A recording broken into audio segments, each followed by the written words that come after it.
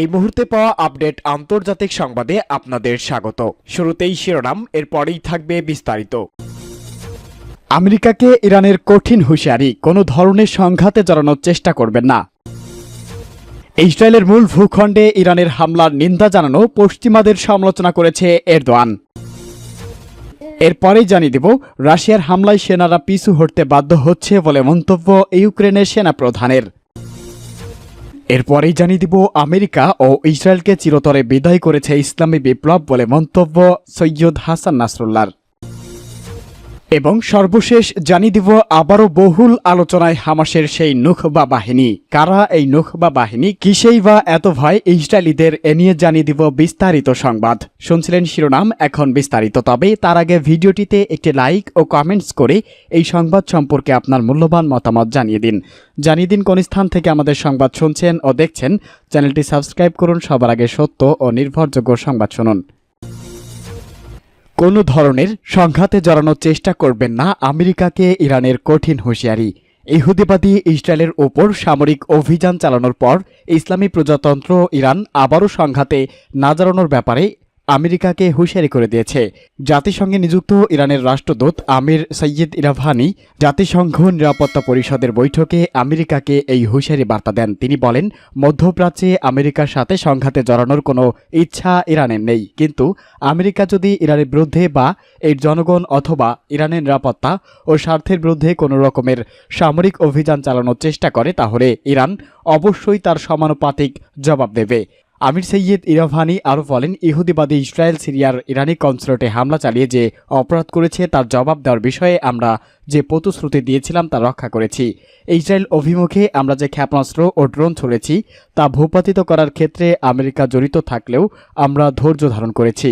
এটা প্রমাণ করে যে আমরা সংঘাত এবং উত্তেজনা না বাড়ানোর ব্যাপারে আন্তরিক রয়েছি। অন্যদিকে ইহুদিবাদী ইসরায়েলের সমস্ত অপরাধের জন্য আমেরিকাকে দায়ী করেছে তিনি। আমেরিকা ও ব্রিটেনের সম্মতি এবং পৃষ্ঠপোষকতা ছাড়া ফিলিস্তিনের অবরুদ্ধ গাজা উপত্যকায় ইসরায়েল কোনো অপরাধযোগ্য চালাতে পারত না।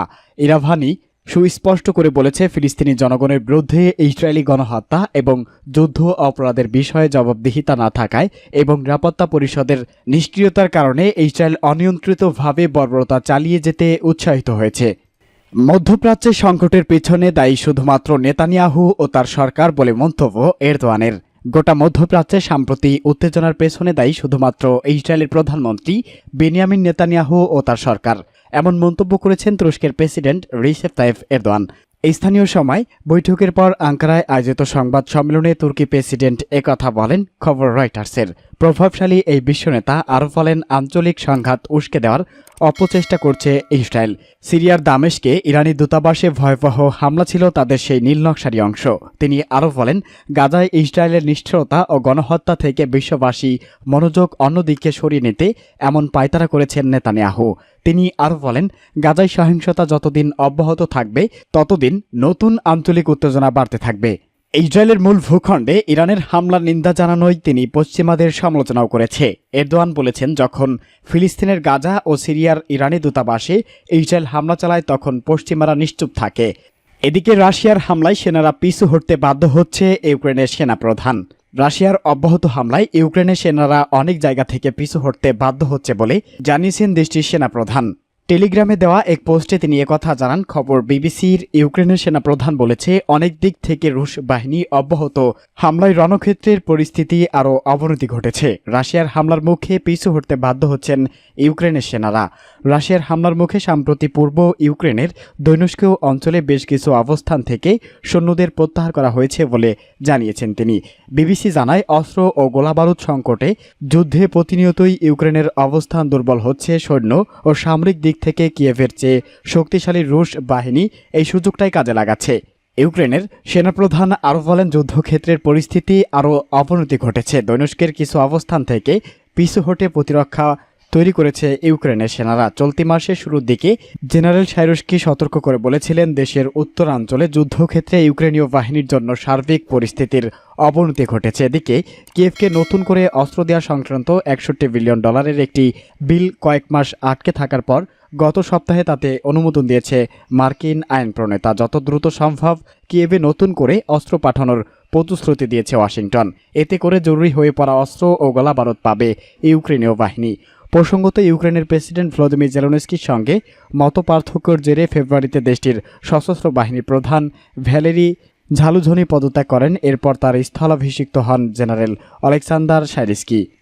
আমেরিকা ও ইসরায়েলকে চিরতরে বিদায় করেছে ইসলামী বিপ্লব। লেবাননের ইসলামী প্রতিরোধ আন্দোলন হিজবুল্লাহর মহাসচিব সৈয়দ হাসান নাসরুল্লাহ বলেছে, ইরানের ইসলামী বিপ্লব দেশটি থেকে আমেরিকা ও ইহুদিবাদী ইসরায়েলকে চিরতরে বিদায় করেছে। এ সময় হিজবুল্লাহ নেতা বলেন, ইসলামী প্রজাতন্ত্র ইরান আজ মুসলিম বিশ্বসহ গোটা বিশ্বের স্বাধীন চেতা জাতিগুলোর রোল মডেলে পরিণত হয়েছে। এই সময় তিনি ইরানকে মধ্যপ্রাচ্যের এমন একটি আঞ্চলিক শক্তি হিসাবে অবহিত করেন যাকে উপেক্ষা করা বা যুদ্ধে পরাজিত করা সম্ভব নয়। হাসান নাসরুল্লাহ বলেন, ইরানে প্রকৃত ইসলাম আছে বলেই ইসলামী বিপ্লব সম্ভব হয়েছে। কারণ প্রকৃত ইসলামী নিপীড়িত ও বর্বরতার বিরুদ্ধে প্রতিরোধ গড়ে তোলার শিক্ষা দেয়। আর আমেরিকা ঠিক এ বিষয়টিকেই পছন্দ করে না। হিজবুল্লাহ নেতা বলেন, ইরানে বিপ্লবের মাধ্যমে একটি স্বাধীন সরকার ব্যবস্থা প্রতিষ্ঠিত হয়েছে বলে ওয়াশিংটন তেহরানের বিরুদ্ধে শত্রুতা করেছে। সাক্ষাৎকারের অন্য অংশে তিনি বলেছে, ইরান একটি সার্বভৌমত্ব ও শক্তিশালী দেশ বলে আমেরিকা ইরানের ওপর হামলা চালানোর সাহস পায়নি। আমেরিকার পক্ষে ইরানের শান্তিপূর্ণ পরমাণু কর্মসূচিও বন্ধ করা সম্ভব নয় বলে তিনি মন্তব্য করেন।